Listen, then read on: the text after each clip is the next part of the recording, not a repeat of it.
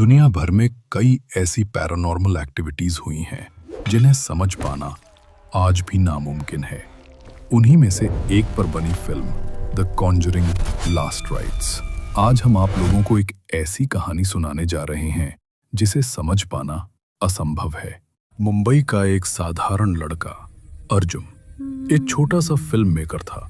उसकी मंगेतर निधि जो एक नर्स थी। दोनों की शादी कुछ ही महीनों में होने वाली थी। जिंदगी शांत और खूबसूरत चल रही थी, जब तक कि एक दिन अर्जुन को याद नहीं आया कि उसकी मां को गुजरे हुए आज ठीक 12 महीने हो चुके थे। मां की याद में उसने अपने गांव में एक छोटी सी पूजा करवाने का फैसला किया। वही पहाड़ी गांव जहां उसकी मां का पूरा बचपन बीता था। लोग कहते थे उस गांव की पहाड़ी पर एक देवी का मंदिर है, पर मंदिर के पीछे एक पुराना बंद दरवाजा है जिसे खोलना सख्त मना है, क्योंकि उस दरवाजे के पीछे कोई देवता नहीं, एक ऐसी आत्मा कैद है जिसे नरक की चुड़ैल कहा जाता है। अर्जुन ने यह सब अंधविश्वास मानकर हंस दिया और अगली सुबह अर्जुन अपनी मां की याद में पूजा कराने अपने गांव चला गया। वही पहाड़ी मंदिर के पास। मंदिर पहुंचकर अर्जुन ने श्रद्धा मन से पूजा पाठ किया। पूजा खत्म होने के बाद उसने वहां की थोड़ी सी मिट्टी उठाई और शहर आकर मां की तस्वीर के पास रख दी। उसे पता नहीं था वो मिट्टी नहीं, एक श्राप थी। रात के 2 बजे निधि और अर्जुन कमरे में सो रहे थे। अचानक दरवाजे पर धक धक की आवाज आई। अर्जुन उठा, धीरे से बोला, कौन है?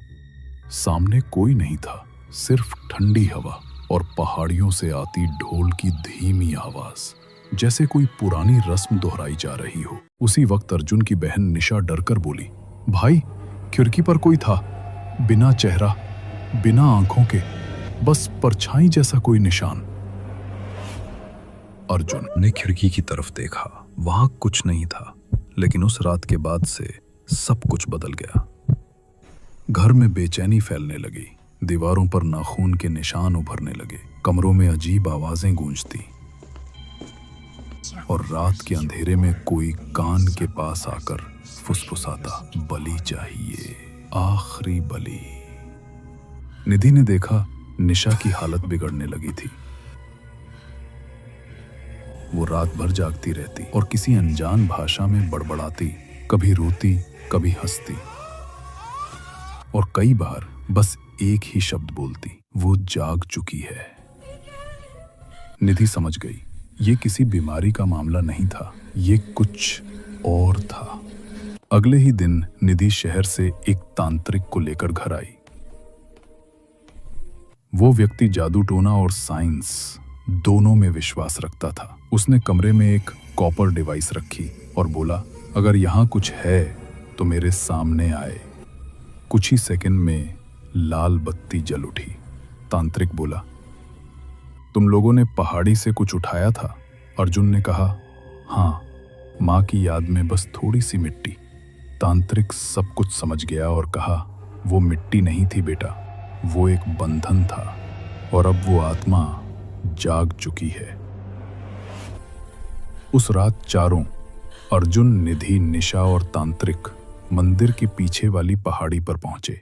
हवा तेज थी, आसमान में बादल गरज रहे थे।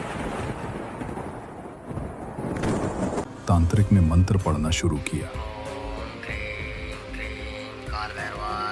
जैसे ही उसने मिट्टी का वो थैला जमीन पर रखा, निशा के शरीर में झटके लगने लगे। उसकी आवाज बदल रही, मत रोको मुझे अपनी बलि पूरी करनी है। अचानक एक काली परछाई उनके सामने आई और सीधे अर्जुन के पास आकर बोली, मैं तेरी मां हूं बेटा, मुझे गले लगा ले। अर्जुन की आंखों में आंसू भर आए, लेकिन तांत्रिक चिल्लाकर बोला, वो तेरी मां नहीं, वो तेरी याद का शैतानी रूप है। मंत्र की उच्चारण तेज हुई, हवा चीखने लगी और एक जोर की चीख के साथ सब कुछ शांत हो गया। सुबह जब सब जागे निशा जिंदा थी मगर बहुत कमजोर। तांत्रिक ने धीरे से कहा, वो फिर से बंद हो गई है, लेकिन याद रखना, श्राप कभी मरता नहीं, बस सो जाता है। अर्जुन ने चुपचाप सिर झुका लिया और तीनों वापस शहर लौटे। जब उनकी गाड़ी पहाड़ी से नीचे उतर रही थी, मंदिर के पास की चट्टान पर एक चेहरा बना हुआ दिखता है, काला, बिना आंखों का, बस परछाई जैसे निशान। हवा में एक हल्की आवाज गूंजती है, अगली बलि जल्द। कुछ आत्माएं कभी शांति में ही होती जब तक उनका अंतिम संस्कार अधूरा रह जाए, और जब ऐसा होता है तो वो खुद अपने अंतिम संस्कार की मांग करने लौट आती हैं।